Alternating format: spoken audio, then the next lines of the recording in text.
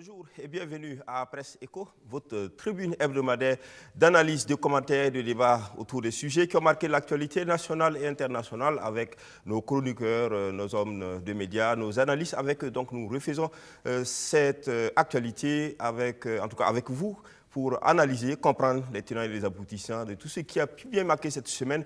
Aujourd'hui, nous allons évoquer des sujets importants, dont des sujets aussi avec beaucoup de compassion. D'abord, on commence par le sujet de l'attaque de Tinakov qui a coûté la vie à 14 soldats burkinabés, 14 soldats, dont 8 blessés. Nous allons donc revenir sur ce sujet-là. C'est bien sûr en pleine campagne électorale. En tout cas, les deuils ont été appelés à être observés par les différents candidats à la présidentielle. Nous revenons sur ce sujet-là avec mes invités. Et puis, second sujet, il sera question justement de cette campagne électorale. Nous avions déjà parlé des promesses. Nous parlons également des promesses qui sont faites ici et là, des promesses et puis évidemment le discours qui est tenu pendant cette campagne. Nous revenons sur cette analyse en profondeur. Et puis, dernier sujet, il s'agit de cette crise au ministère des Affaires étrangères avec l'appel au départ du ministre Alpha Bari lancé par le syndicat et puis évidemment la demande de démission du secrétaire général de ce ministère-là. Nous allons parler avec mes invités de ces sujets assez importants. Et puis en international, c'est la Côte d'Ivoire où peut-être l'apaisement avec cette rencontre Alassane Dramane Ouattara, le président nouvellement élu, et le chef donc de l'opposition en quelque sorte, Bédié, Arikona Bédié. Nous revenons sur ce sujet-là avec mes invités autour de cette table. À ma droite, Vokuma Joacien. Vokuma Joacien est donc journaliste, il est directeur de publication de Kasseto.net. Merci Vokuma d'être sur ce plateau. Et puis Atiana Serge Oulon. Atiana Serge Oulon est le directeur de publication de l'événement, qui est un bimensuel d'investigation, également écrivain, essayiste, on va dire comme ça. On reviendra au terme de cette émission avec sa dernière parution, comprendre les attaques armées au Burkina Faso. Et puis juste à sa droite, Évariste Faustin Consebo, il est chroniqueur média. Il est également président du Cercle d'éveil, qui est une association de promotion des défenses des droits de l'homme, et premier porte-parole du FORAC, qui est le Forum alternatif des citoyens. Et dernier invité, André Eugène Ilboudo, directeur de la radio des écoles. Merci à vous tous d'être sur ce plateau et merci à ceux qui nous suivent. Cette émission est interactive dans sa deuxième partie. Vous pourrez donc appeler, vous inscrire et vous serez rappelé pour votre intervention par rapport aux sujets qui sont ici débattus. On commence donc avec cette attaque qui est arrivée contre le coup de l'histoire, parce qu'avec la campagne qui est ouverte, la campagne électorale des législatives et de la présidentielle, on a pensé que au départ, il y a eu une sorte d'accalmie. On a pensé que ça continuerait ainsi. Et puis, voilà, à Tinakov, le 11 novembre, une embuscade tendue en tout cas à nos forces de défense et de sécurité. 14 morts et 8 blessés, dont 3 graves.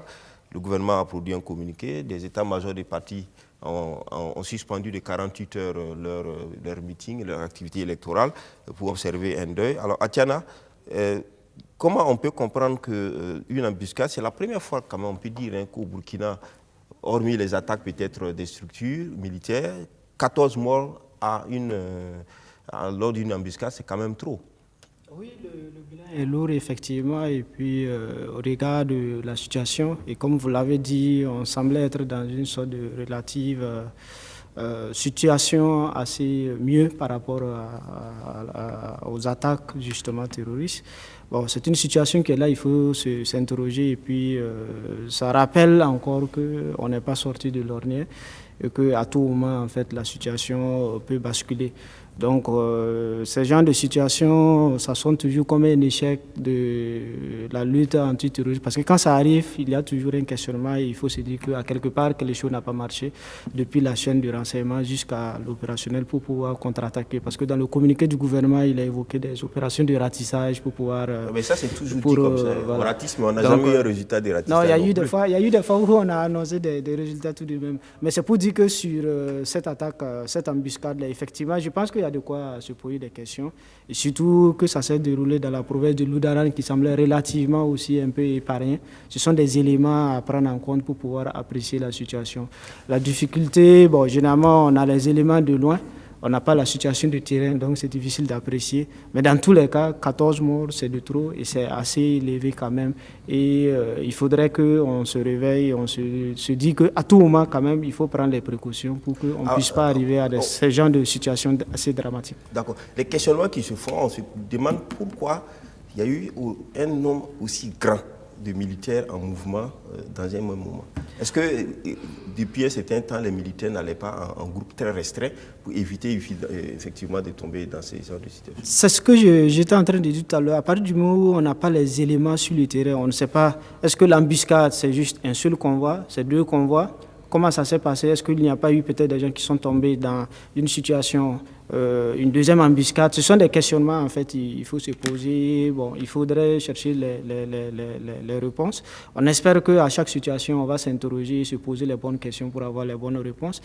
Parce que ce qu'il faut rappeler, c'est qu'aux premières heures, on avait un petit bilan de 3 ou 4. Après, on est monté à 7 et par la suite, parce qu'il y avait des disparus. Voilà. Donc, il n'est pas exclu que peut-être les 14 morts ne soient pas le fruit, entre guillemets, de l'embuscade sur le terrain, mais il est possible que les disparus, peut-être, parce que généralement, dans la stratégie des groupes armés terroristes, on tend l'embuscade, mais il y a des éléments qui sont positionnés toujours, parce que quand il y a l'attaque par surprise, des gens peuvent se retrouver à quelque part et il s'ensuit en fait des fusillades. Donc tout cela n'est pas exclu. Mais quoi qu'il en soit, je crois que la leçon que nous devrons tirer, c'est qu'il ne faut pas baisser la garde. Il faut relever le niveau d'alerte et garder le cap, surtout qu'il y a le contexte électoral, effectivement, pour qu'on ne se retrouve pas avec encore cette hécatombe. Évariste Konsebo. Non, il faut vous souvenir que je pense qu'il y a 2 semaines ou 1 semaine avant, il y a le véhicule d'un député. Et je pense que c'est dans la même province de Loudala, je pense sur l'axe Dori-Gorom, qui malheureusement le chauffeur avait laissé sa vie et le véhicule avait été emporté. Donc c'est la zone du Sahel et tout ce qui... C'est des zones à risque. Maintenant c'est vrai, quand on voit la nature, une embuscade, ça veut dire que vous avez été surpris. Bon... c'est vrai que si on va remonter l'historique des attaques, c'est toujours des surprises qui ont toujours eu des effets, des résultats vraiment très très dramatiques. Maintenant, je ne sais pas qu'est-ce qui s'est passé. Est-ce que la stratégie de déploiement sur le terrain des militaires, il y a quelque chose qui a changé ou alors il y a quelque chose forcément qui n'a pas dû marcher. Mais ce qui est sûr, on l'a dit souvent pendant les débats, que dans ces périodes, notamment à risque, il faut craindre qu'il y ait une recrudescence en fait de ces attaques-là. Et donc la vigilance doit être plus ou moins accrue au niveau donc, de nos FDS. D'accord. Comment est-ce qu'il y a un message particulier, peut-être que ces groupes terroristes, peut-être Atiana est peut-être mieux placé pour répondre à cette question, lui qui a un livre dédié à cette question, mais est-ce qu'il y a un message que les groupes terroristes voudraient envoyer? On est en pleine campagne, etc. Et puis bon, voilà, l'attaque la plus meurtrière en termes d'embuscade est faite. L'attaque a été revendiquée par l'État islamique. Le Génine. C'est plutôt le groupe de soutien, le GSIM de Génine, c'est le Génine, le groupe de soutien à l'islam et aux musulmans. Mais ils n'ont pas dit exactement, comme d'ailleurs depuis le début, ils n'ont pas dit pourquoi ils mènent ces opérations meurtrières. Ils n'ont pas expliqué pourquoi ils ont fait cette embuscade. Donc, quel est le message qu'ils envoient? Est-ce qu'ils ont un message particulier qui soit différent du message qu'on pourrait imaginer depuis le début des attaques, puisqu'on ne sait pas ce qu'ils veulent? Ce sont des groupes terroristes qui frappent, qui tuent, qui pillent. Oui, est-ce qu'on ne peut pas nuancer cette position qui consiste à dire qu'on ne sait pas ce qu'ils veulent? Il n'y a pas eu très longtemps de cela. Le Premier ministre avait dit qu'on sait qui nous attaque, on sait ce qu'ils veulent, mais on ne leur donnera pas, ils n'auront pas.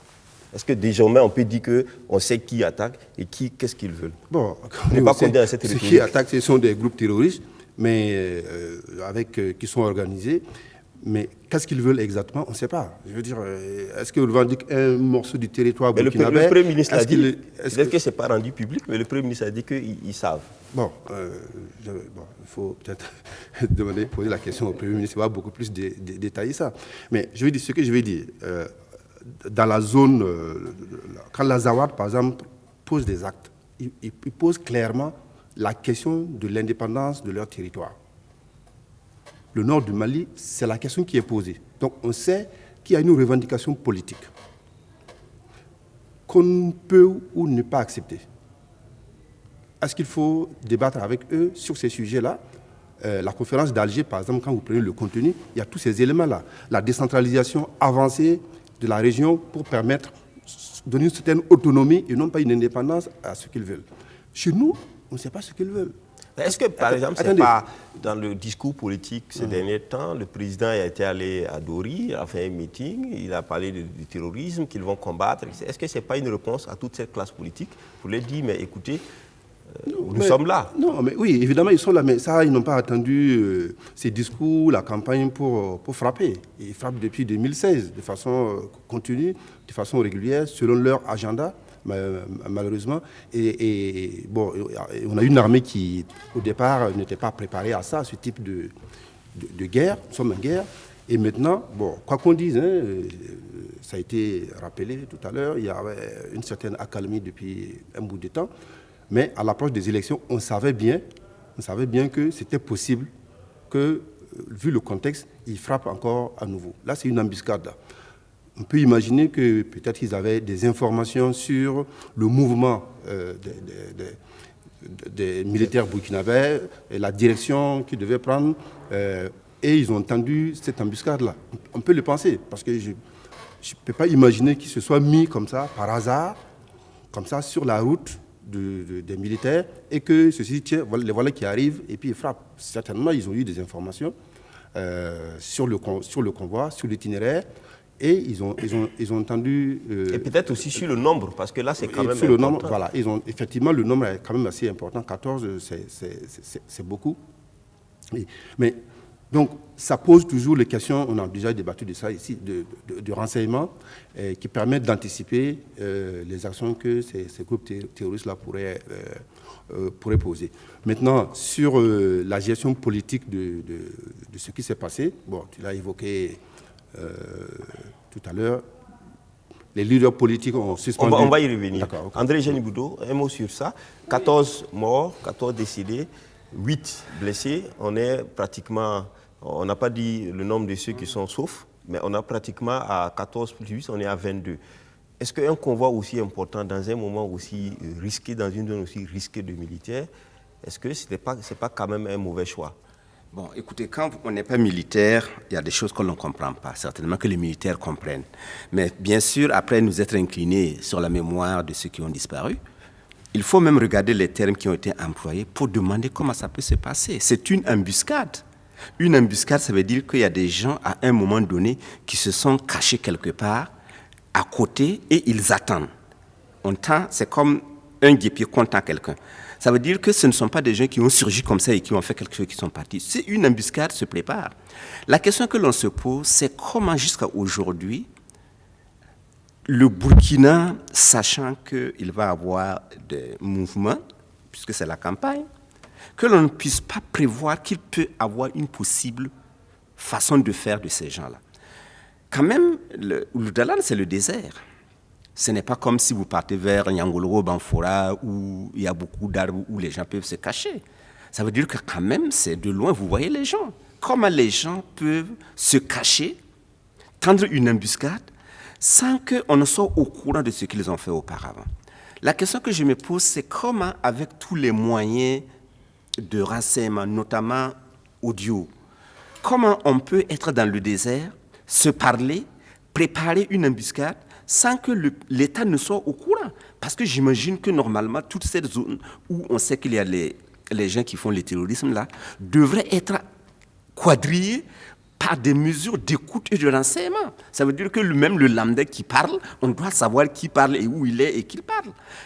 C'est pourquoi j'ai dit, bon, n'étant pas militaire et ne sachant pas comment il fonctionne, mais en tout cas, il y a beaucoup de questions que l'on se pose, parce que si... vous partez, par exemple, quelqu'un qui prend une route et on le tend une embuscade, on coupe la route et on sait, on va dire qu'il est seul, il voyage, il n'a pas d'autres personnes pour se renseigner. Mais j'imagine que pour envoyer des militaires sur une route, normalement, il devrait avoir certainement des moyens de reconnaissance pour pister la voie, pour voir s'il n'y a pas, etc., etc.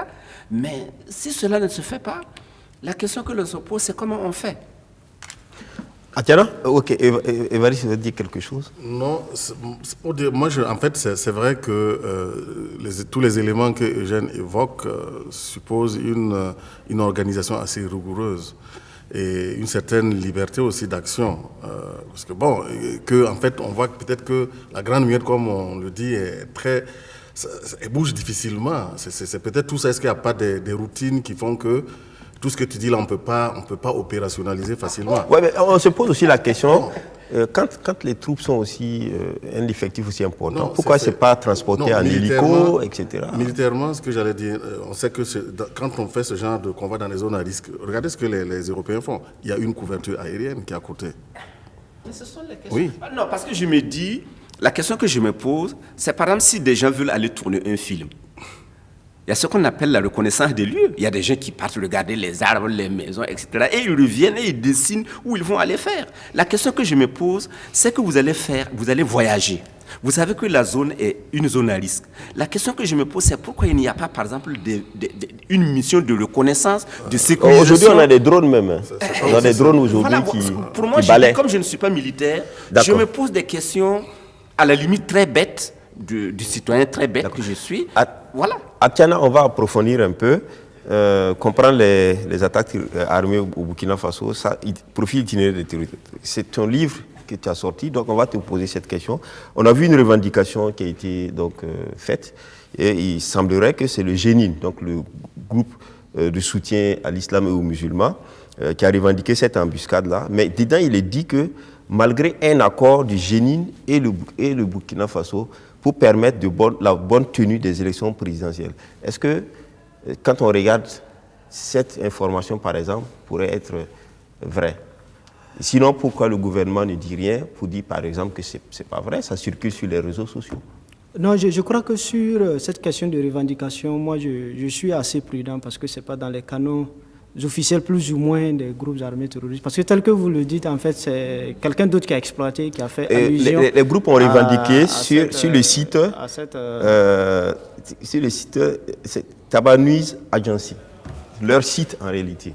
Oui, mais c'est ça que je dis, ça n'empêche pas qu'on soit prudent parce que sur le document en question, il faut pouvoir d'abord l'authentifier. Moi, personnellement, je suis prudent par rapport à cette revendication parce que c'est pas très dans les habitudes ou du moins dans les normes entre guillemets de Iyad Gali par rapport à ce procédé-là. Ça, c'est la première préoccupation.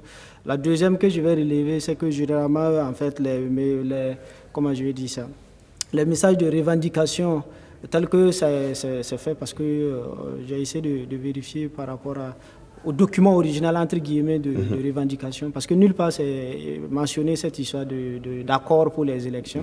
Et en plus, généralement, il y a le doux langage, c'est-à-dire l'arabe, le français, ce sont des éléments. Je suis très prudent, je ne dis pas que ce n'est pas vrai, mais je dis je suis très prudent et je garde, parce qu'il n'est pas exclu en fait des manipulations comme on est dans le cas des élections, parce que tout est possible en fait. Alors, je pense que vous avez posé la question justement sur le message et vous avez fait allusion en fait à la sortie du président du Faso par rapport ou du moins du candidat Roch-Marc Christian Kaboré à Dori pendant son meeting.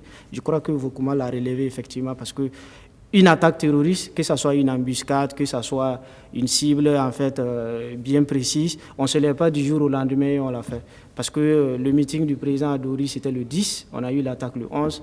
Or, généralement, il y a toute une préparation qu'il faut. Il faut suivre, en fait, il faut avoir les informations sur l'itinéraire du convoi. Il faut se préparer, il faut mobiliser même les éléments qui vont construire en fait le groupe armé terroriste. Il faut leur donner du matériel. Donc ça, ce sont des éléments. Il n'y a pas que le président. Maintenant, tous les candidats pratiquement se sont prononcés sur cette question du terrorisme. Non, je réponds à votre question sur le fait que la sortie du président peut-être aurait pu être l'élément à la cause. En fait, pas seulement le président, mais des candidats à la présidentielle qui parlent du terrorisme. Donc c'est dit qu'on est dans l'hypothèse. Peut-être que ce sont des représailles par rapport au discours politique. Ça, ce sont des hypothèses. Parce que quand il y a l'attaque terroriste, on ne peut qu'être dans des hypothèses parce qu'on ne connaît ni le commanditaire ni les exécutants pour savoir pourquoi ils ont posé l'acte. Donc, on ne peut qu'être dans l'hypothèse. Donc, c'est possible que ça soit en représailles ou en réponse par rapport à ce qui va nous attendre pour ceux qui disent qu'on va négocier ou bien par rapport à la lutte contre les terroristes. Mais il n'est pas exclu aussi qu'il y ait d'autres contingences aussi internationales par rapport à ce qui se passe au Mali, voilà, qu'il y ait des réactions. Ou aussi en rapport aussi avec la mort du chef militaire du groupe de soutien à l'islam et aux musulmans. Ce sont des éléments qu'on met ensemble comme cela et seules les matières de terrain pourront permettre de déterminer et d'affiner pour avoir des éléments assez plausibles de ce que, quel est le message. Et il n'est pas aussi exclu que ça soit aussi un acte aussi crapuleux comme Concevo l'a évoqué par rapport aux députés, où vous avez quelques bandits comme cela parce qu'ils veulent un véhicule, on commet l'acte pour après peut-être aller le vendre, parce que la frontière aussi est très mince entre... Mais est-ce que là, une embuscade, quelques bandits peuvent... Une embuscade quand même... En fait, ça renvoie un peu, parce que quand vous donnez par exemple le chiffre de 14, ça ne veut pas dire que les groupes armés terroristes, en faisant l'embuscade, ils visaient forcément à tuer 14 militaires. C'est dit, il y a le mobile qui est là. Peut-être que c'était le matériel qui était recherché. Ouais.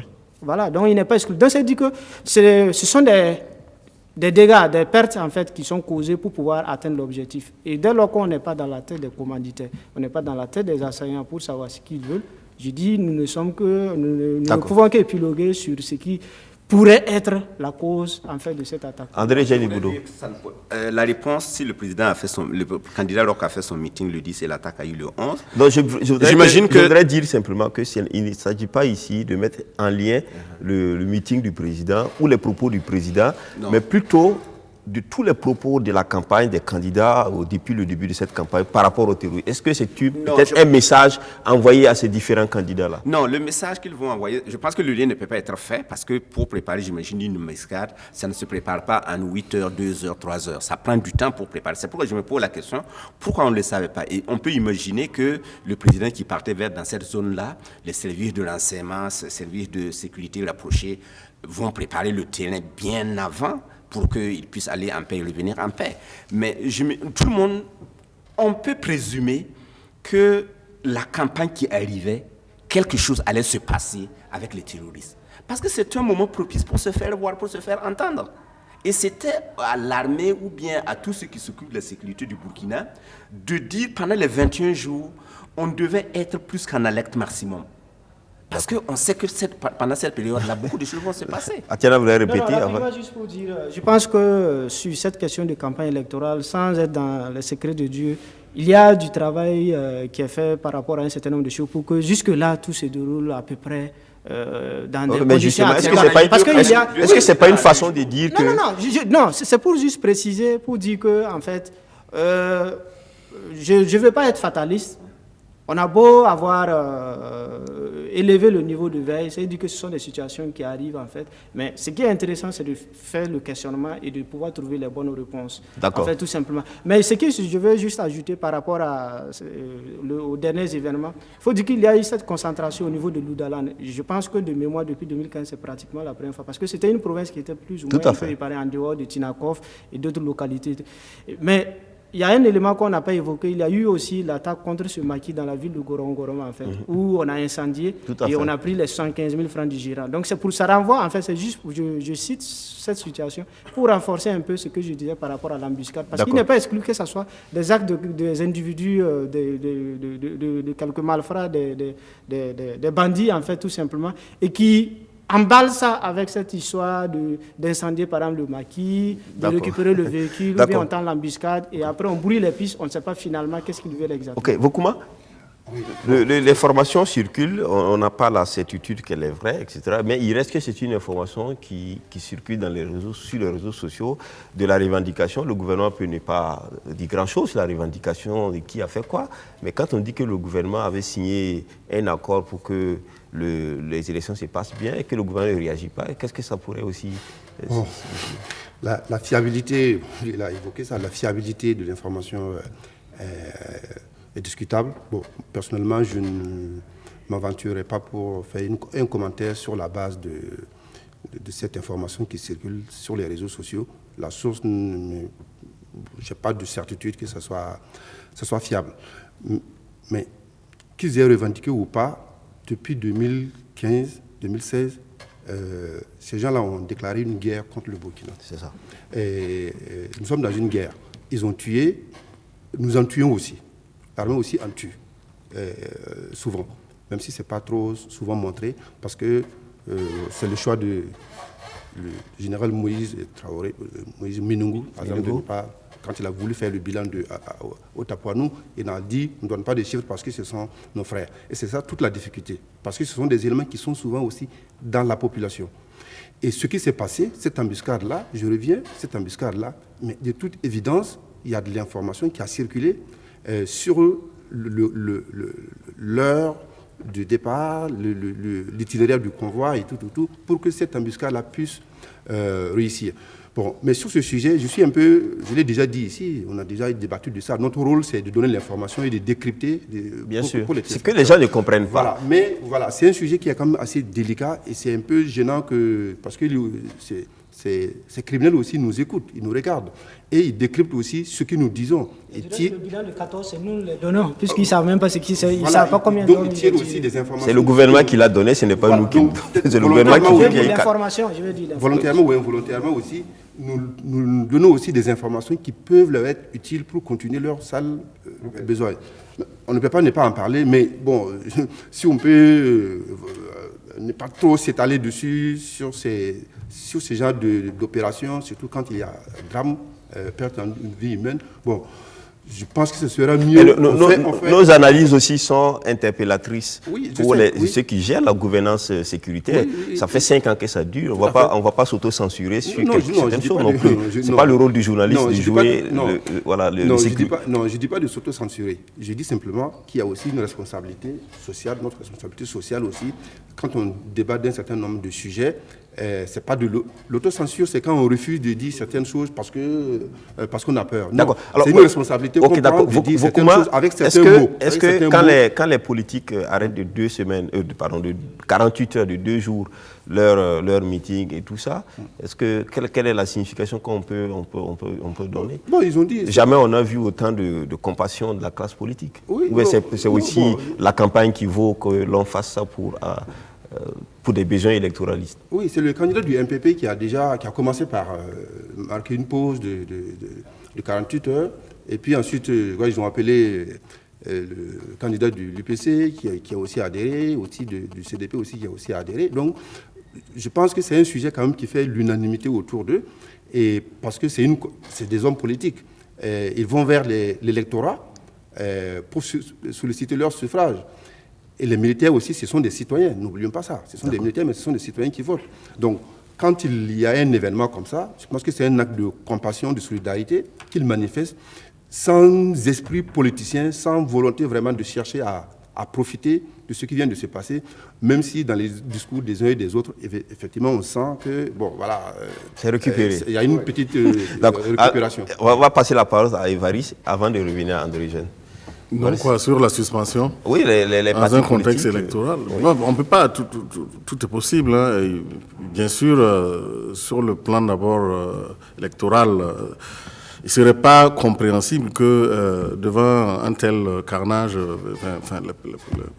les hommes qui aspirent à gouverner le pays ne fassent pas une expression même passive, parce que bon, ça c'est sûr, hein, on compatit, oui, bon, tout le monde, même les citoyens lambda, hein, tout le monde, hein, comme je l'ai dit ici, nous sommes tous des militaires. Si les militaires sont sur le terrain et risquent leur vie, c'est pour nous permettre, nous, de venir nous asseoir, parce que si ils ne sont pas là, c'est nous qui serons obligés de monter. Donc, ce point de vue-là, ça touche tout le monde. Maintenant, il aurait été peut-être bien qu'on prenne... On tire des leçons, voilà, parce que moi, je n'arrive pas à comprendre, je ne suis pas militaire, qu'on envoie, moi, tout ce que je vois, on envoie quand même, on déploie des militaires sur le terrain dans une zone à risque. Forcément, la couverture aérienne doit suivre, ou moi, je ne sais pas qu'est-ce qui se passe. Donc, il faut qu'on tire des leçons et qu'on évite qu'à l'avenir, un tel carnage se reproduise. André Jeune, dernier... Oui, parce que sur la question du traitement de l'information, vous savez qu'il y a par exemple des pays, par exemple la Russie, qui fait un blackout total sur certaines questions. On n'en parle pas, parce que plus vous parlez, plus vous faites de la publicité pour ces gens pour lesquels vous combattez. On peut imaginer par exemple qu'un jour au Burkina, les Burkinabés se disent, nous on va gagner la guerre, on ne parle pas de ce qui nous arrive, mais on va parler de ce qui leur arrive. Ça peut être un sujet. Maintenant, on pourrait... La Russie n'est pas un État démocratique comme au Burkina Faso. Chaque pays choisit sa façon de faire, qui peut être critiquée. Ce que nous faisons peut être critiqué. La deuxième chose que je voulais dire, c'est par rapport à la suspension même de la campagne. Chez les candidats. On aurait pu imaginer, par exemple, tous les 13 candidats qui se retrouvent, par exemple, à Ouagadougou dans la salle et qui fassent une déclaration commune en se tenant la main, pour dire nous sommes candidats à l'élection présidentielle, mais nous sommes là pour bâtir notre pays. M. Zéphirin Diabré a proposé un recueillement commun des 13... apparemment, ce n'est pas bien compris des autres candidats. Ce que je veux dire, toutes les propositions sont possibles. Ça veut dire chacun avec son degré de compréhension et son degré de compassion. Ça veut dire qu'aujourd'hui, on aurait pu penser qu'effectivement, que les 13 se mettent ensemble pour dire autant nous sommes adversaires sur le plan politique et chacun veut gouverner le pays, autant c'est le pays pour lequel nous nous battons. Donc, s'il y a un problème pour le pays, nous sommes solidaires entre nous contre ceux qui veulent nous attaquer. Dans la publication faite, le communiqué fait par M. Zéphirin Diabré, il dit en signe d'unité nationale et pour le repos des âmes des victimes, je propose que soit organisée une cérémonie de recueillement et de prière unissant les 13 candidats à la présidentielle sous l'égide des autorités religieuses coutumières de notre pays. Athéna, un dernier mot non, moi je pense que c'est du folklore, c'est de la récupération politicienne. C'est de la récupération, moi je pense que c'est électoraliste parce que Zéphirin l'a proposé parce que le candidat Roch-Marc Christian Kaboré l'a devancé pour suspendre sa campagne. Lui, là, parce que c'est quoi, il faut marquer le point aussi, en fait, c'est ça l'idée. Sinon, moi je ne sais pas à quoi ça répond cette suspension de campagne. Je ne dis pas qu'il ne faut pas compatir. Mais à côté, il n'y a pas eu, par exemple, un deuil. Jusque-là, on n'a pas eu le deuil national. Voilà, c'est ce que je veux dire. Je veux dire, au-delà de cette suspension, moi je ne sais pas. Le candidat Roch-Marc Christian Kaboré, je pense que dans notre cas, il est toujours président. Qu'est-ce qui empêche de décréter le deuil? On met les drapeaux en berne, il n'y a pas d'activité festive, il n'y a pas... voilà, je crois que le deuil national, c'est ça. Mais on suspend, je ne sais pas à quoi ça répond. Il n'y a pas ce deuil national-là qui est porté par tous les citoyens. Parce que si on décrétait le deuil national, là au moins on met les drapeaux en berne, que ce soit au Burkina ou dans les représentations diplomatiques ailleurs. On dit aux gens, et certains comprennent du reste, même dans le secteur informel, les maquis, on ne fait pas de la fête. Sinon, au Ghana, à côté, Raouli s'est décédé, ils sont en campagne. Le président a décrété un deuil national. Non, ça c'est le président de John Dramani, mais avant que lui, il a suspendu, et le président, lui-même qui est candidat à sa propre succession, a décrété le deuil national. Sinon, ça répond à quoi qu'on suspend. Sinon, on ne le souhaite pas. Je veux juste... on le souhaite très pas. rapidement. On ne le souhaite pas. L'élection, c'est le 22. On ne le souhaite pas et je touche du bois. J'espère que tout va bien se passer. Mais si le 19 ou le 20, il y a quelque chose de ce genre, ou un peu similaire, ils vont suspendre leur participation au vote ou ils ne vont pas aller voter. Je pense qu'il faut qu'on soit un peu plus... D'accord. Qu'on relève un peu et qu'on essaye de prendre la mesure de la situation. Merci Serge Oulon. On va continuer. Second sujet, on est déjà très avancé dans le temps. Second sujet, il s'agit donc des promesses de campagne. On a vu plusieurs promesses dans plusieurs secteurs. On en a débattu la semaine dernière. Et aujourd'hui, on va également parler, mais parlons un peu de ce qui concerne les emplois, parce que c'est ça aussi qui est important. Dans la société. Tahirou Barry, par exemple, propose qu'en 5 ans, il va créer 500 000 emplois, à raison de 100 000 emplois par an. Roch-Marc Christian Kaboré, donc le président sortant, propose 600 000 emplois en 5 ans.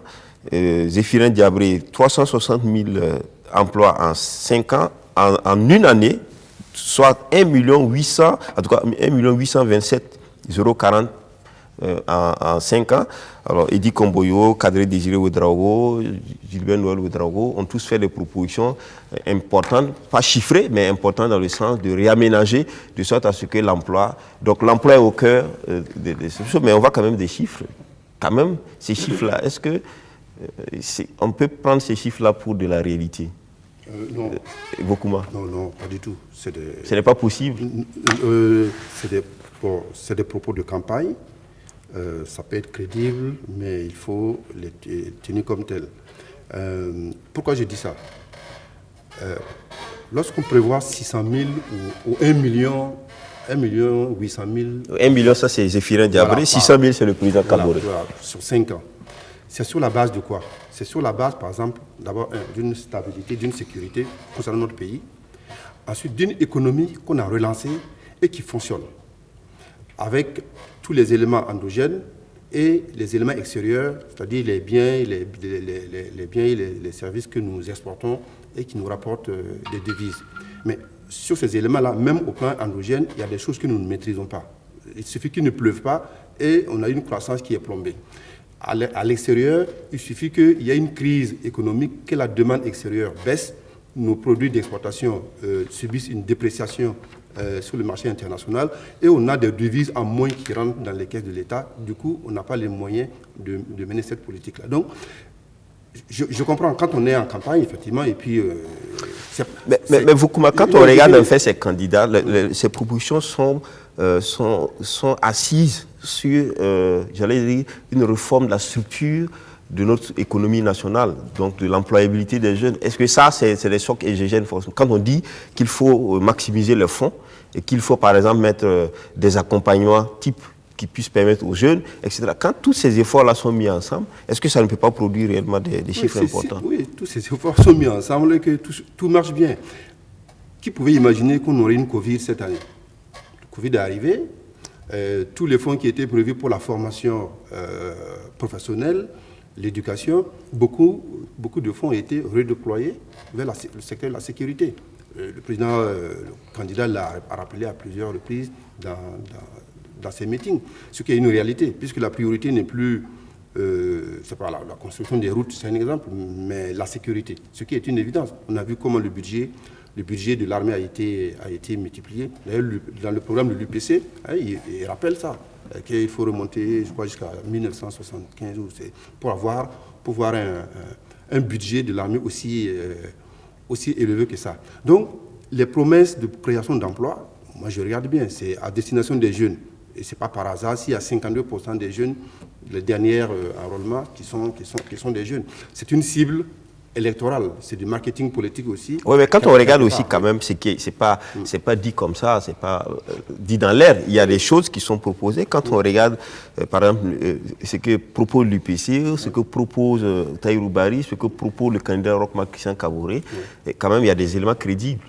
Non, on ne peut pas dire que ça a été balancé parce qu'il faut... Non, je ne dis pas que ce n'est pas crédible. J'ai dit que pour que tous ces éléments-là, ces promesses-là puissent être concrétisées, il y a des conditions endogènes. C'est-à-dire qu'il suffit que l'économie repose sur quelque chose de très fragile. C'est la psychologie. C'est la psychologie, l'économie. Il suffit qu'il y ait un petit déraillement, que la croissance baisse, et à ce moment-là, vous n'avez pas suffisamment de ressources pour financer les projets de développement. Donc, merci. C'est ce que je vais dire. Merci beaucoup, Évariste Consembo. J'ai consulté un peu ça et là, les projets essentiellement les partis les plus visibles. C'est pas que je respecte pas les autres, je les respecte autant, même quand on regarde la réalité, on voit il y en a qui sont visibles, d'autres quasiment pas. Donc effectivement, vous avez fait cas des partis visibles, comme je dirais, moi, il y a le MPP, il y a l'UPC, il y a le CDP, il y a effectivement M. Tahirou aussi, j'ai regardé, mais chacun avance des chiffres. Si vous regardez le PNDS, on nous avait bâti des chiffres et tout. Moi, les chiffres, je m'en méfie beaucoup parce que je suis un faiseur de chiffres, profession. Je sais très bien qu'est-ce qu'on peut en faire avec les chiffres. Maintenant, concernant donc la question des emplois, il faut reconnaître que c'est un problème qui dégage une grande problématique auquel ça rejoint encore des sous-problématiques. Il y a d'abord la question de l'éducation même de l'école. L'école, on forme des gens qui sont pas ou qui correspondent pas à des besoins sur le marché du travail. Vous regardez l'adaptation entre la formation. Donc il y a d'abord ça. Je pense pas que ça soit en 1 an, 2 ans, 3 ans qu'on peut résoudre ce problème. Maintenant, quand vous regardez la structure de l'économie, vous regardez l'informel domine, mais la contribution au niveau même des recettes fiscales, on avait vu que c'était à peu près 4%.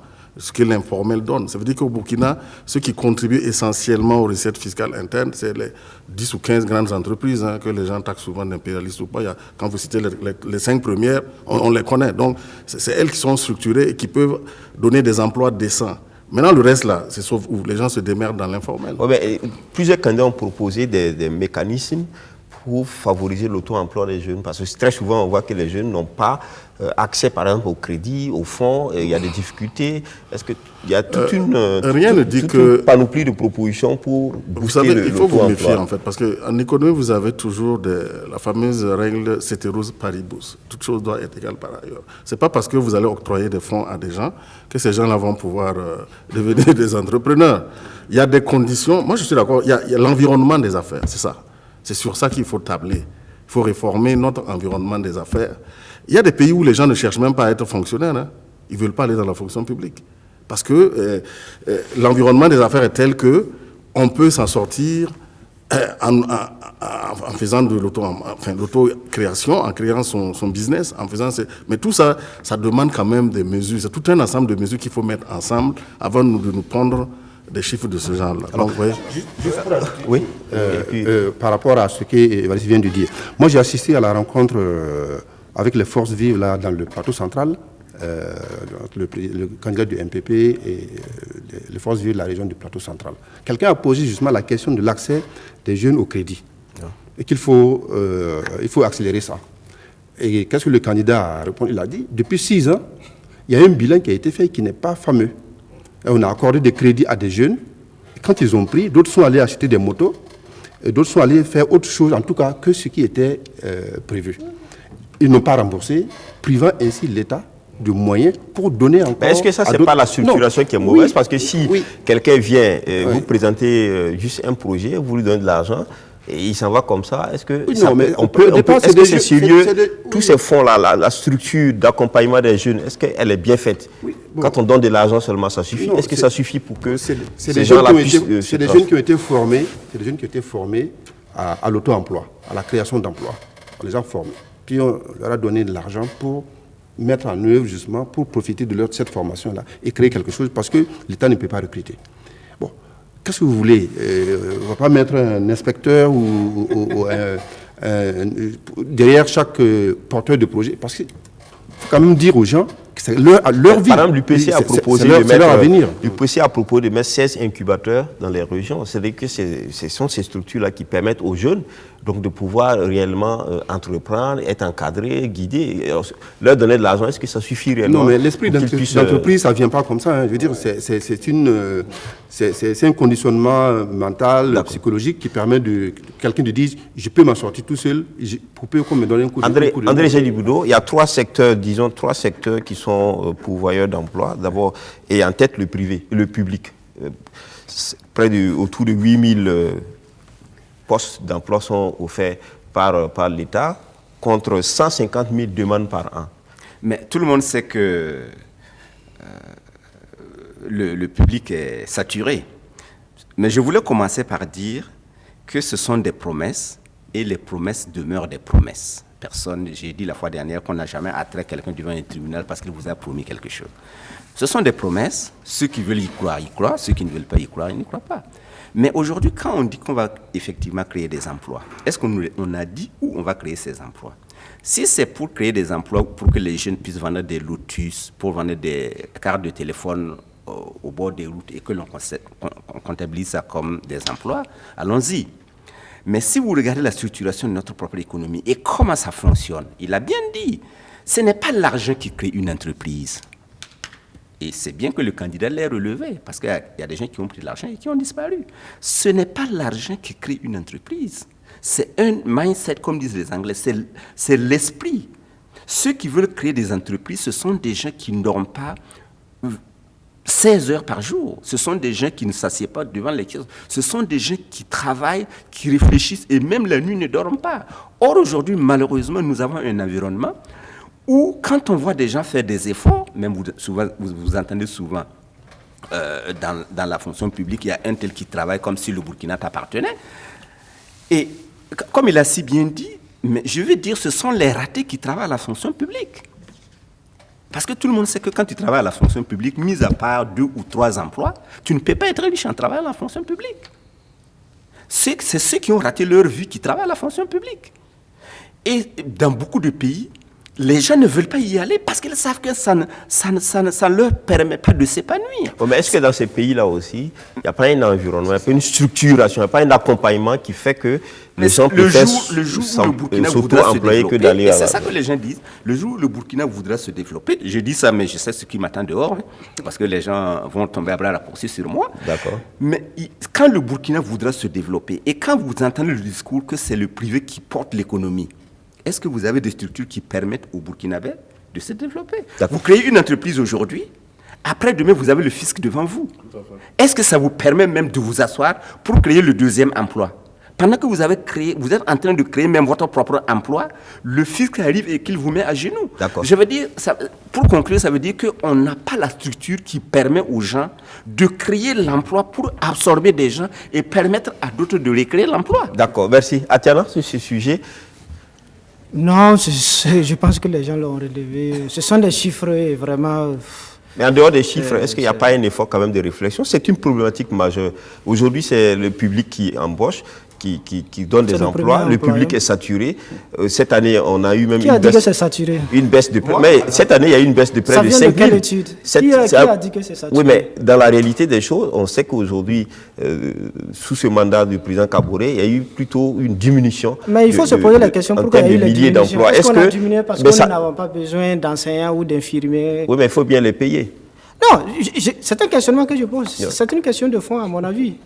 Je ne pense pas que sous le mandat de Roch-Marc Christian Kaboré, parce que justement, je voulais rappeler ça, en 2015, ils ont promis qu'ils vont créer de l'emploi. Et l'État lui-même, qui est le premier employeur, a diminué. Il faut se poser la question pourquoi on a diminué. Là, il y a une question de fond. Est-ce que nous sommes maîtres de nous-mêmes pour pouvoir dire, voilà ce que nous voulons faire? Tout ce qu'on est en train d'avancer là, en fait, vous allez faire, ils vont arriver. Si il y a une situation et que ce ne sera pas le président sortant, ils feront exactement la même chose que le président sortant. Parce que tout simplement, nous ne sommes pas maîtres de nous-mêmes. Ça voudrait dire quoi? Est-ce que ce sont les bailleurs de fonds? Évidemment. C'est Bretton Woods qui décide la politique sociale. On a eu toute cette scène qu'on a eue avec cette conférence pour diminuer, pour le système de rémunération des salaires. On nous dit, il y a des normes, on nous dit sur 100%, la masse salariale ne doit pas dépasser 40%. On ne sait pas 35%. Voilà, quelqu'un s'assoit à Washington et puis dit, voilà, et qu'à Ouagadougou, ça va être la masse salariale des 35%, c'est l'UEMOA. Non, mais c'est dans le cadre régional plutôt. La CEDEAO plutôt pour dire, je crois. L'UEMOA, la BCAO s'aligne sur quoi? Non, attendez. Oui, mais ce sont les États de la région. Moi, tout simplement, je vais faire ressortir un problème pour dire tout simplement que la question que nous devrons poser, c'est de faire de telle sorte que nous puissions être maîtres de nous-mêmes d'abord et décider de ce que nous voulons, comment nous allons pouvoir le faire. Si on ne résout pas ces questions-là, tout ce qu'on avance, c'est des chiffres fantaisistes, je suis désolé. Parce que si on crée de l'emploi, on l'a eu, même sous la transition, ce n'était pas un régime démocratiquement élu, mais ils ont créé de l'emploi. Avec les histoires de IMO, qu'on retrouve un peu partout en Guinée, au Togo. C'est des initiatives qu'on a. On a les histoires de VADS, que les gens créent de la précarité. On vous fait signer des contrats, on vous dit, n'est même pas exigé d'être employé à la fin. Et le salaire est fixé, vous allez faire 10 mois, quelques mois. Évariste prend la parole, et puis André Jeanne après. 30 secondes pour chacun. Merci Atiana. 30 secondes pour chacun. Les téléspectateurs vont certainement revenir sur le sujet, on aura l'occasion. C'est très peu pour dire des choses aussi. C'est pour dire tout simplement que dans le contexte actuel burkinabé, en plus de la question sécuritaire qu'il faut régler, il y a d'autres paradigmes qu'il faut changer. Pour les changer, ça demande une révolution, ça demande une innovation. En économie, on sait très bien, Schumpeter qui l'a dit, la notion de l'innovation, ceux qui n'innovent pas, je prends l'exemple d'une entreprise qui n'innove pas disparaît. Le Burkina a atteint un stade où on n'a plus rien. Il faut quitter les vieux schémas. Voilà, et dans ce cas, Eugène a parlé de rêve. Moi, il y a le projet de M. Diabré sur le... Il a fait un lapsus, il a parlé de tunnel, mais je pense qu'il pensait à un canal. Les gens ont rigolé, les gens... Mais attendez, comment je suis allé, j'ai regardé dans les docs. C'est un vieux projet de l'époque coloniale que le régime de Sangoulé a repris sous les AVV, où M. Simon Compaoré même a travaillé dedans. C'est une idée qui était faisable. Et le Moun, sous nos cieux, par exemple, vous avez le Moun, la Comoé fait plus de 800... Je pense que c'est 814 ou 824 km de la frontière jusqu'à la mer. Il y a le Moun qui jonxe. Et vous avez l'affluent qui est les Rabats. Les Blancs avaient, si les Blancs étaient restés dans le pays, c'est sûr qu'on aurait eu ça. Par ailleurs, le canal de Vridi en Côte d'Ivoire, c'était pour faire la jonction avec la Comoé. Au Niger, le fleuve Niger était navigable. Djoliba et puis, je sais pas moi, le Djola. Non, les gens ont rigolé, mais les gens n'imaginent pas l'impact en termes de développement économique, en termes d'emploi. Il faut aller vers ce genre de projet pour pouvoir sortir de le pays. André, je voulais dire quelque chose. Non, je voulais dire, parce que Serge a dit des choses sur lesquelles on ne peut pas accepter que ça passe comme ça. Vous ne pouvez pas être dans un pays où 90% de votre budget est mangé par 100 000 personnes sur plus de 18 millions, et puis ça ne vous pose pas problème. Ce sont pas, c'est pas des chiffres fantaisistes. Non, c'est différent de la saturation. Non, je vais... Il a parlé attendez. de la saturation de la fonction. Alors, c'est totalement différent. Non, si vous continuez à recruter 300 000, mais il vous bouffe 100% de votre budget, et vous trouvez l'argent pour créer les emplois. Non, mais la question qui est posée ici, on a une offre qui est très moindre par rapport à la demande. On a 150 000 c'est parce qu'on ne peut qui plus sont sur le marché sur le groupe. et chaque année et qui tapent à la porte de Il y a l'État. quelqu'un qui a dit, il y a quelqu'un qui a dit, vous avez 13 candidats à la présidentielle et personne ne peut dormir, tellement on fait du bruit. Mais vous avez 49 000 personnes qui veulent 5 postes à l'ENAREF et puis personne n'en parle. Cela dit, ce que je voulais dire, c'est que le rêve, quand les gens, effectivement, mais je vais terminer, quand monsieur Zéphirin a fait son lapsus, effectivement, en parlant du tunnel au lieu de canal, mais d'abord, je travaille dans un domaine où je me méfie des gens qui se moquent du rêve des autres. Parce que si les gens n'avaient pas rêvé, quand le monsieur avait dit que lui, il voulait voler comme un oiseau, j'imagine que ses compatriotes ont certainement dit qu'il est fou. Quand quelqu'un avait dit que je voulais mettre quelque chose sur l'eau qui flotte et qui puisse transporter des bagages, les gens se sont moqués de lui. Donc je vais dire, et aujourd'hui, par exemple, le président Roch, oui, quand il était candidat, lui aussi, il a rêvé. Quand il avait rêvé que, par exemple, les femmes devraient accoucher gratuitement et que les enfants de moins de 5 ans devraient être soignés gratuitement. Si ce n'est pas parce que des gens ont volé les médicaments et ont détourné les médicaments, peut-être qu'aujourd'hui, son rêve aurait été réalité. Oui. 30 secondes. Oui, 30 secondes. Vraiment 30 secondes. C'est par rapport à ce que Oula a dit. À Zignaré, quelqu'un a demandé de prêts, le président de la Chambre régionale a demandé qu'il y ait des prêts d'honneur pour les jeunes, c'est-à-dire sans intérêt. Pourquoi? Parce qu'aujourd'hui, pour créer l'entreprise... Mais le processus est en cours au niveau de la FPPME, je crois. Ça existe. Oui. Ça existe. Seulement, les demandes sont tellement fortes qu'il n'y a pas les moyens de satisfaire. Mais pourquoi il faut faire des prêts sans intérêt? Parce que quand tu vas pour prendre un prêt aujourd'hui à la banque, mais les taux d'intérêt sont élevés. Tout à fait. Et pourquoi nous ne pouvons pas baisser ces prêts, ces taux d'intérêt? En Europe, c'est 2%. Il y a même des taux négatifs. Oui, et même des taux négatifs au Burkina. Je ne te coupe pas, hein, mais c'est pour appuyer ton idée. Ici, vous êtes à 16%, et si vous savez négocier, vous tombez à 11%. C'est pas possible. Voilà. Pourquoi on ne peut pas baisser ces taux d'intérêt? Parce que tout simplement, nous n'avons pas la politique monétaire à nous. La BCEAO ne peut pas décider de baisser son taux directeur à 1 ou 2% pour que les entreprises, les banques privées aillent emprunter. Quand l'État met des fonds, il peut le faire sans intérêt, non? Quand ce sont les fonds en dehors du circuit. Oui, mais je suis désolé, la BCE, c'est une banque d'émission. La BCE ne décide pas de sa politique monétaire. Merci, on va continuer. Merci beaucoup. Merci. On va parler très rapidement de cette crise au niveau du ministère des Affaires étrangères. C'est la question de la diplomatie. On aurait pu vraiment en parler, mais on n'a plus notre émission. Vous parlez de la diplomatie, ce qui est proposé par nos dirigeants, parce que c'est ça aussi, on parle d'emploi, on parle d'autres choses, mais c'est aussi ça la diplomatie qui devait permettre de le faire. Alors, appel donc du syndicat, le syndicat en tout cas des agents du ministère des Affaires étrangères, a fait une conférence de presse parce qu'il y a eu un déploiement de 30 policiers au niveau des chancelleries, je crois que c'est dans la sous-région, 30 policiers qui doivent donc prendre des postes au niveau des chancelleries dans la sous-région. Et les syndicats estiment que, d'abord, cela ne respecte aucun texte. Cela n'a pas été mis à la connaissance donc, de la commission créée au niveau du ministère pour l'affectation des agents. Et donc, on pense à une affaire entre copains, du copinage. Alors, donc le syndicat demande au ministre tout simplement le départ du ministre, donc cela est donc adressé certainement au chef de l'État, mais à la démission également du secrétaire général qui est plus technicien que les autres. André Eugène? Bon, vous savez, au Burkina, ce ne sont pas nommer le ministre et le démettre est du seul prérogative du chef de l'État. On peut demander au chef de l'État de le faire, non? Et mais vous savez que c'est la meilleure façon de ne pas se faire accepter ce que vous demandez. Parce que j'imagine qu'un chef d'État ne veut pas accepter qu'on lui dicte ce qu'il doit faire. Donc c'est la meilleure façon. Bon, heureusement ou malheureusement, on est en fin de mandat et que bientôt, si le président gagne, j'imagine qu'il va changer de ministre et qu'il va le nommer certains. Si c'était au début qu'on lui demandait ça, c'est la meilleure façon. Monsieur Alpha Bahari doit aller voir son marabout pour dire qu'il a gagné. Est-ce que ce n'est pas la bonne manière aussi, et ce n'est pas la manière aussi de dire au chef de l'État, ce ministre, nous, on n'en veut pas. Même si vous le nommez prochainement, il ne pourra pas accomplir sa mission. Mais attendez, ce que nous voulons dire, c'est qu'il y a chaque personne a ses prérogatives. D'accord. Très bien. Les prérogatives du chef de l'État, parce que quand il nomme un ambassadeur, quand il nomme un ministre, quand il nomme un premier ministre, d'abord, d'ailleurs, au Burkina Faso, il n'y a pas de lisibilité sur les nominations.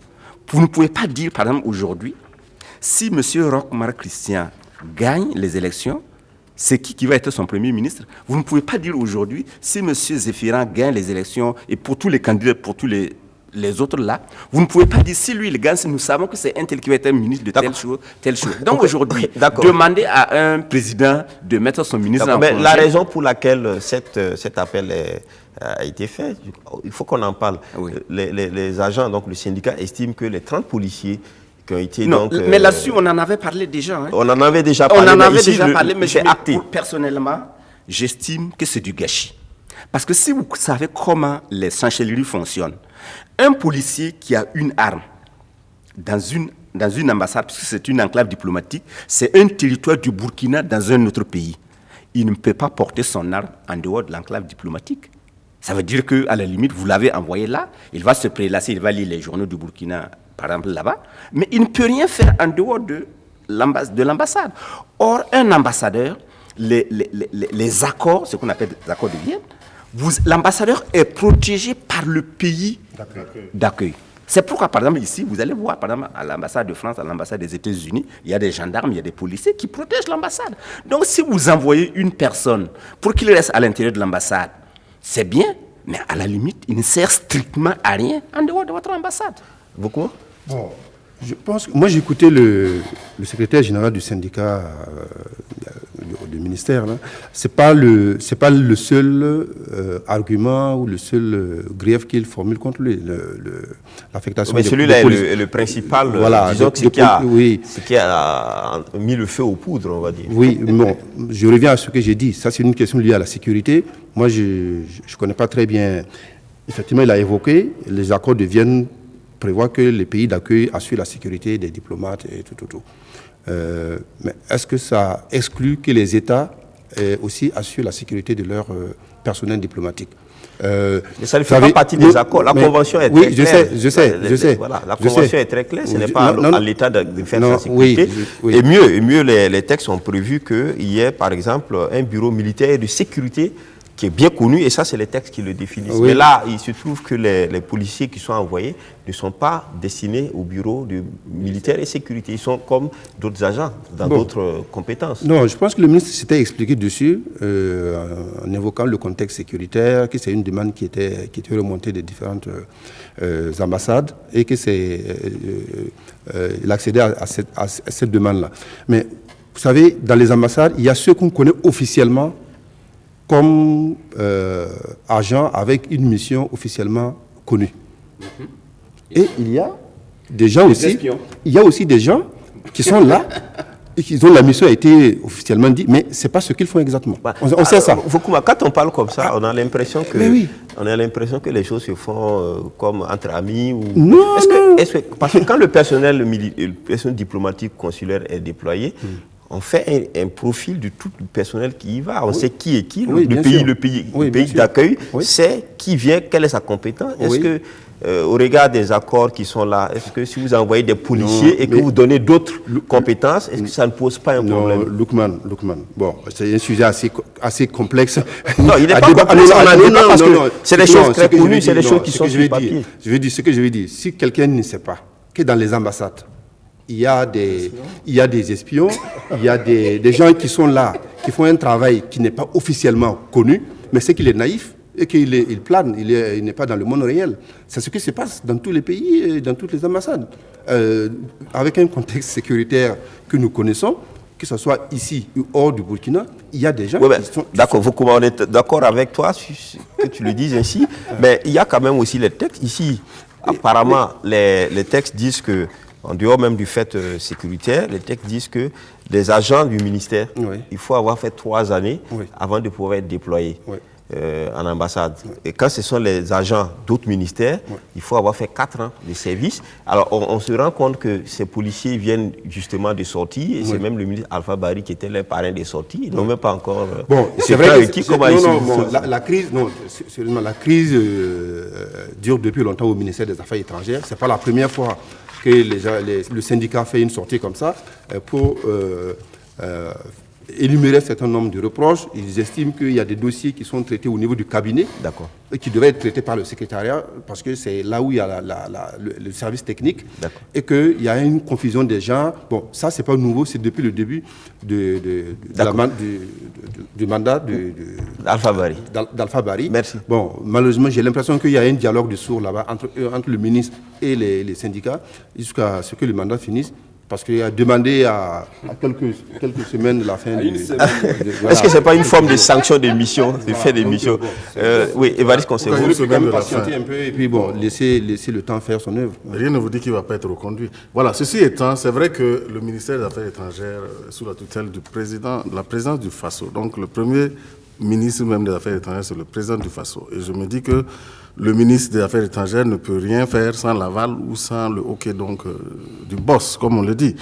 C'est vrai que le contexte sécuritaire m'avait amené à émettre quand même des réserves par rapport au fait qu'on va déployer des officiers, des policiers. En fait, ça, c'est des officiers. En fait, ils sont dans la stratégie à l'extérieur, alors qu'on en a besoin ici, dans les régions, dans les provinces. Ça, l'efficacité, moi, j'en doute. Mais maintenant...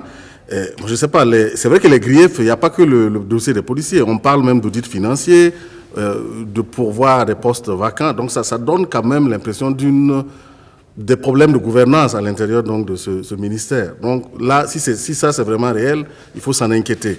Maintenant, les bases, moi je serais d'avis, s'il y a dans le comportement en fait, qui amenait les gens à nommer ces gens, on a failli à des règles, le syndicat est mieux placé pour saisir donc, la justice et que la justice donne donc son avis, moi je pense.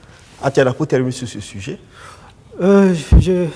Comme ça a été relevé, en fait, c'est une situation qui est récurrente au niveau du ministère des Affaires étrangères. On n'est pas à la première sortie médiatique et ça remonte même depuis la transition. Et même sous la transition, la tension même a été encore plus élevée avec des serrures qui ont été changées. Voilà. Et depuis, on est dans un cycle où on a ce genre de situation. Je crois que les responsables syndicaux des diplomates avancent l'élément des policiers. Moi, je pense qu'il faut qu'on ait une vision globale de l'État. Parce que les informations que moi je sais que de façon, il y a eu un rapport sur justement ces questions de réduction d'effectifs et de questions de gestion du fait de l'insuffisance des ressources financières. Il y a la tendance même à ne pas vouloir, par exemple, des magistrats nommés dans les représentations diplomatiques et même les attachés de défense. Je crois que dans ce rapport, il est préconisé. C'est pas de rationaliser le personnel. De rationaliser justement. Même les attachés de défense, oui. On est dans une logique de dire il faut les supprimer. Or, je pense qu'il faut avoir une vision globale de l'État. Et pour peut-être aujourd'hui, moi je pense que c'est la façon de procéder qui pose peut-être problème. Sinon, on peut expliquer aux gens. Sinon, comme on l'a dit, dans une ambassade, ce n'est pas que des diplomates. Dieu seul sait, dans les pays qui se respectent et qui sont soucieux de leurs intérêts, ce n'est pas que des diplomates. Oui, mais les syndicats n'ont jamais posé ce problème. Non, mais puisqu'aujourd'hui, non, c'est ressorti clairement. Ils disent que la balance maintenant est en leur défaveur. C'est-à-dire qu'on a plus tendance à affecter des gens qui ne sont pas du ministère que des gens du ministère, en fait. Or, ça sûrement que ça se grippe. J'ai dit, bon, ça peut être un problème. Mais là, par exemple, il y a des irrégularités, peut-être qu'il faut relever. Le ministre Bari, il y a une commission d'affectation des agents du ministère des Affaires étrangères. Non, mais par rapport à la signature... Cette commission, par exemple, n'a pas été saisie dans le cadre... Oui, c'est ce que je veux dire, en fait. C'est pour cela que je dis, c'est le procédé, en fait. Il semble même que le décret a été signé en catimini, si on en croit, en fait, au syndicaliste. Ça a été signé à 24 heures avant l'ouverture de la campagne et il est parti en campagne. Bon, moi, c'est tout cela qui crée des situations de... C'est comme si on veut cacher quelque chose, c'est comme s'il y a des choses qu'on fait pas louches. Sinon, dans une représentation diplomatique, Dieu seul sait les snipers qui dorment peut-être. Je vous pose une question assez chose. Est-ce que notre diplomatie ne mérite pas, en tout cas, d'être mieux, une meilleure image, d'être mieux organisée, de donner plus de sérieux que chaque fois qu'on voit des diplomates normalement, qui doivent avoir un droit de réserve, etc., un devoir de réserve, pardon, qui sont toujours appelés à revendiquer des choses dans leur gouvernement. Très rapidement, une seconde.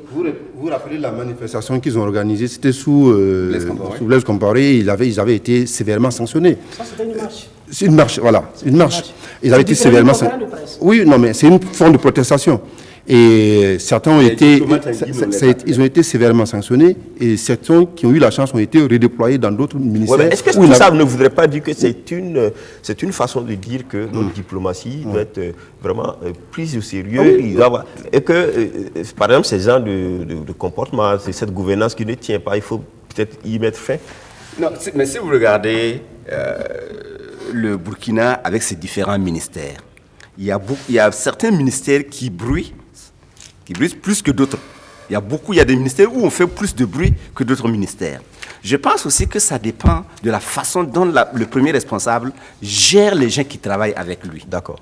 Donc, je me dis, si certains ministères, on devrait souhaiter que dans certains ministères, il y ait moins de bruit. Par exemple, quand, effectivement, au ministère des Affaires étrangères...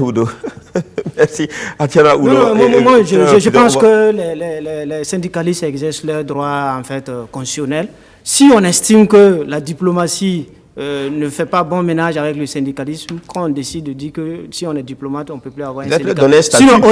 Sinon, autrement, c'est leur droit constitutionnel qu'ils exercent. Moi, je pense que ce n'est pas en décidant de dire qu'il ne doit pas avoir de mouvement d'humeur. Il ne faut pas créer la situation, parce que si les syndicalistes sont sortis, ils sont suffisamment responsables, c'est qu'il y a des problèmes réels qui sont là. Évariste, voilà. Donc il faut peut-être aller vers un statut du corps de la diplomatie pour les permettre quand même d'être un peu plus pris au sérieux et que leur gouvernance réponde de leur mission également dans le cadre vraiment de la souveraineté de notre nation, parce que est-ce que ça présente bien que la diplomatie il y a des problèmes au niveau des chancelleries, au niveau de la gouvernance du ministère? Mais vous savez, la diplomatie, ce n'est pas le Burkina qui l'a inventé. Des diplomates, dans tous les pays, il y en a, dans des grands pays comme dans des pays même en Afrique, mais ça marche. Maintenant, moi, en tout cas, je ne veux pas... Ce que je connais, ce que je vois à la lumière de ce que je regarde, je sens que le niveau quand même a baissé. Parce que nous, quand même, qui avons été... j'ai quand même connu un peu le milieu. Et je sais qu'il fut un moment quand même où notre diplomatie était à un niveau très, très, très élevé et respecté. Maintenant, je me demande est-ce que le niveau a été maintenu. Merci. Je vais vous demander juste un mot. On va commencer avec Évariste sur la rencontre Bédié-Alassane Dramane Ouattara. Est-ce que la Côte d'Ivoire finalement a exorcisé, j'allais dire, les vieux démons et retrouvé la voie de la sagesse avec cette rencontre qui... depuis qu'elle a eu lieu, manifestement, les choses se sont un peu calmées. Disons qu'à travers cette rencontre, ce que je peux dire, l'image forte, c'est le spectre rwandais qui va s'éloigner de plus en plus de la Côte d'Ivoire. Parce qu'il était... À un moment donné, on a tous craint. Et surtout, les dernières images que nous avons vues... Un génocide. Oui, c'est vrai. Donc, il faut vraiment remercier qui de droit et espérer que... ça va se poursuivre. Et que mais il y a eu quand même des conditions qui ont été posées par Bédié, notamment le retour Gbagbo, de libération des prisonniers politiques, un ensemble de choses. On ne fait que différer le problème. Moi, je pense qu'on ne fait que différer le problème. On est dans la calmie jusqu'à ce que ça va exploser. Parce qu'on n'a pas résolu le problème. On a fait que ce n'est pas parce que... Lequel problème, par exemple? Le problème de fond par rapport à non seulement la question de l'alternance, du respect, de la Constitution, de construction d'institutions. Je pense que c'est ça la réalité, parce que ce n'est pas la rencontre. Parce que ce n'est pas la rencontre. Aujourd'hui, par exemple, vous prenez le cas Pascal Afingessa. Je lisais que jusqu'à présent, ces avocats n'ont pas pu avoir accès au monsieur, alors qu'officiellement, il a été présenté. Mais ça fait partie des conditions du président Bédié pour dire qu'il faut apaiser, il faut libérer les gens. C'est pour ça que j'ai dit on n'a fait que différer le problème. En Côte d'Ivoire, je pense que la situation est toujours explosive, tout simplement, parce qu'on a organisé des élections, mais on n'est pas dans un état de droit, tout simplement. Parce qu'il y a une situation qui est assez parlante. Quand le procureur de la République, Richard Adou, il sort, il fait le point des procédures judiciaires. On l'interpelle sur le cas du domicile de Bédié. Il dit ce n'est ni une arrestation, ni une résidence surveillée. Or, il y a un dispositif sécuritaire. Oui, mais tout ça a été allégé. Dès la rencontre, tout ça a été allégé. Donc, c'est le fait du prince. Tout simplement. Okay. Et c'est pour cela que je dis on ne fait que différer les problèmes, tout simplement, et ils vont se rentrer dedans. Évariste, vous voulez dire quoi? Je n'ai pas fini, mais vous avez parlé de la rencontre. Je dis que le point de départ, c'est la rencontre. Parce que sans cette rencontre-là, rien n'était possible. L'ordre du jour, ce n'était pas de discuter de tous les points, les revendications de chacun. Bédié n'avait pas, il était venu écouter. Mais Bédié, une fois qu'il écoute, il doit repartir vers sa base, ce qu'il a d'ailleurs fait. Donc, bon, la rencontre en tant que telle était très bien. C'était le point de départ, comme il l'a dit. Ça a permis de briser le mur de glace. Les prémices. Voilà. Et à partir de là, tout est possible. D'accord. On va prendre notre premier téléspectateur, M. Seydou Ouedraogo, qui appelle de Ouagadougou sur le sujet de la mort des 14 FDS à Tinakov. M. Ouedraogo. Oui, bonjour, M. Lukman. Bonjour à vous. Allez-y pour votre intervention. Ok, merci. C'est vraiment un triste événement qu'on vient de vivre dans ces 2 jours. C'est très regrettable. On ne peut que rendre hommage à ces militaires qui ont perdu la vie. Paix à leur âme et prompt rétablissement aux blessés. Mais il faut dire que, souvent il faut se poser des questions. J'ai aimé beaucoup la réflexion de M. Liboudot par rapport au renseignement, connaissant la circonstance et la zone. En tout cas, on se pose énormément de questions. Mais ce que je vais ajouter à son développement, c'est qu'on a coutume de dire qu'on ne met pas tous ces œufs dans le même panier. Comment se fait-il que jusqu'à présent, on continue de transporter beaucoup de nos forces de l'ordre dans un seul véhicule. Lorsqu'il y a un explosif, vous voyez ce que ça fait, cause comme dégâts. Ou bien lorsqu'on est surpris, vous voyez ce que ça peut faire comme dégâts. Pourquoi ne pas utiliser des équipes motorisées, deux personnes par engin à 2 roues, et de façon dispersée, pouvoir parcourir peut-être les zones, faire les restitutions dans certaines zones. Je me pose des questions, je ne sais pas. Parce que je me dis que c'est vraiment improductif. C'est vraiment improductif de les mettre ensemble et entassés dans un... ça c'est classique, c'est des patrouilles classiques en ville où il n'y a vraiment pas ce type de problème sécuritaire. Vraiment, je me pose des questions. Mais peut-être que ce que je vais ajouter aussi par rapport aux promesses sur ce domaine-là, en tout cas, moi je pense que ceux qui nous promettent... Monsieur Ouedraogo, oui. On ne va pas vous accepter la digression. Prochainement, on va parler de la digression. Vous avez dit seulement question FDS. On ne pouvait que s'en tenir à ça. Alors, oui, sur la Côte d'Ivoire, très rapidement. Oui, alors, sur la Côte d'Ivoire, je vais quand même... il a parlé du spectre rwandais, ça m'a quand même un peu tiqué, parce que c'est vrai que la situation était préoccupante, mais il n'y avait pas une situation pré-génocidaire. Oui, mais quand les Ectini, par exemple, on a vu dans des villes à Bongouanou, on a vu à Mbato, on a vu un peu partout.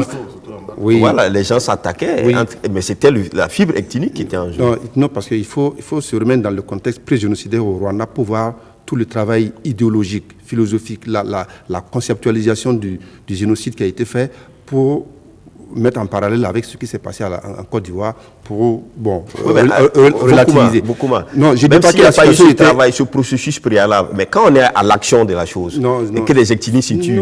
Non, c'est pas... Mais ce sont des actions violentes, évidemment, qui provoquent des morts, des décès en grand nombre. Mais ça n'a rien à voir avec le génocide, qui est la destruction systématique d'un groupe ethnique avec l'intention de tout détruire sans qu'il ne puisse ni demain ni après-demain rien se produire. On va prendre l'autre téléspectateur, il Boudo Lamoussa François, toujours sur le sujet de l'attaque de Tinakov. Bonjour à tout le monde sur le plateau. D'abord, comme je vous entends presque pas, je vais parler tout simplement. Et je rends hommage à tous ces valeureux soldats qui sont tombés sur les champs de bataille pour libérer notre pays des terroristes. Et je reviens pour le sujet pour dire qu'en réalité, je rends aussi hommage à ceux qui vivent dans ces localités où l'autorité n'a plus raison d'être.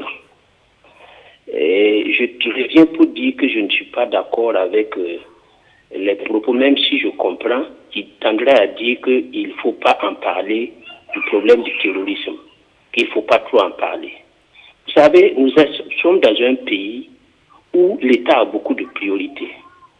Si nous ne parlons pas de terroristes, l'État va s'engager sur d'autres projets Et le temps qu'on va prendre pour comprendre conscience qu'on doit en parler, c'est qu'ils sont déjà à Ouara. C'est une interpellation constante pour que, malgré qu'il y a beaucoup de priorités, que chacun dans son imaginaire essaie de trouver les solutions afin de pouvoir nous sortir de ce problème. Et nous ne pouvons pas trouver les solutions de ce problème tant que nous n'allons pas nous mettre ensemble pour dire d'abord buter les terroristes de notre pays est la priorité des priorités d'abord. Parce qu'on a créé l'imaginaire dans l'imaginaire des gens en disant que non, il faut vivre avec les terroristes. Quand vous arrivez à mettre ça dans l'imaginaire des gens, ça veut dire que vous les programmez à accepter leur propre défiance. Maintenant, il faut avoir d'autres paradoxes et paradigmes qui vont les permettre de comprendre que le terrorisme n'est pas normal. On ne doit pas accepter ce genre de choses. On doit les combattre par tous les moyens et ça doit être notre priorité nationale. Merci et bonjour. Merci, Lamoussa Iboudo. André Geniboudo, 30 secondes sur la Côte d'Ivoire. Bon, écoutez, sur la Côte d'Ivoire, écoutez, nous on touche du bois pour que le calme revienne en Côte d'Ivoire et toute une action qui est faite pour que les gens puissent vivre en paix, ce soit bien. Moi, je trouve que des gens qui cherchent le pouvoir pendant que d'autres meurent, je plains les gens parce que tous ceux qui sont morts, si les gens arrivent aujourd'hui à s'entendre, à la limite, les gens seraient morts pour rien. Oui, beaucoup n'étaient pas... Juste ajouter que la rencontre effectivement permet de décrisper, mais quand on regarde dans le fond, qu'est-ce qu'il demande l'opposition? Il demande l'annulation du scrutin. Ouais. Et il conteste toujours l'élection, la validité légale du troisième mandat. Donc, on revient à la case départ, il demande la libération des prisonniers, le retour de Gbagbo, de Guillaume Soro, de Blé Goudé et tout ça. Donc, bon, on tourne en rond. Merci beaucoup. Ouais. On espère que le fait que Bédier a dit que le mur de glace s'est brisé, donc on espère que maintenant qu'ils se voient et qu'ils se parlent, des choses vont s'améliorer. Alors, je voudrais juste présenter cet ouvrage de Atiana, Serge Oulon, donc, qui est même là, sur ce plateau, combattre les attaques armées, comprendre les attaques armées au Burkina Faso, vous l'avez à l'écran, profil et itinéraire des terroristes, c'est un ouvrage, c'est un essai qui, en tout cas, nous plongera, en tout cas pour ceux qui vont le lire, et je vous encourage à le lire, sur la compréhension des choses, de tout ce qui se passe sur le terrorisme et tout. J'espère que ça va aider les uns et les autres à comprendre, mais aider aussi, pourquoi pas les autorités, à mieux peut-être comprendre le phénomène et à mieux aussi prévoir les solutions. Je voudrais vous dire merci d'avoir assisté, d'avoir participé, vous autres, à cette émission, et merci à vous qui étiez là sur ce plateau. J'étais donc avec Atiana Serge Oulon, qui est donc journaliste. Il est le directeur de publication de l'événement, un bimensuel d'investigation, et également auteur de Comprendre les attaques armées au Burkina Faso, profil et itinéraire des touristes. Merci Atiana d'être passé. Merci. Vokuma Joachim, journaliste, directeur de publication de Kasseto.net. On profite pour dire nos condoléances à Vokuma, qui a perdu donc sa mère il y a un bout de temps. Compassion pour toi. Et puis, André Eugène Ilboudo, il est le directeur de la radio des écoles. Merci d'être passé, André Eugène. Et enfin, Évariste Fosnin-Poncebo, il est chroniqueur média, il est également le président du Cercle d'éveil, qui est une association de défense de l'homme, et le premier porte-parole du Forum Alternative des citoyens. On s'est dit à dimanche prochain pour notre numéro de Presse Éco. En tout cas, ce sera après donc, les élections. Mais d'ici là, on pense que tout ira pour le mieux dans notre pays. Si Dieu le veut, on se donne rendez-vous dimanche si Dieu le veut pour notre numéro.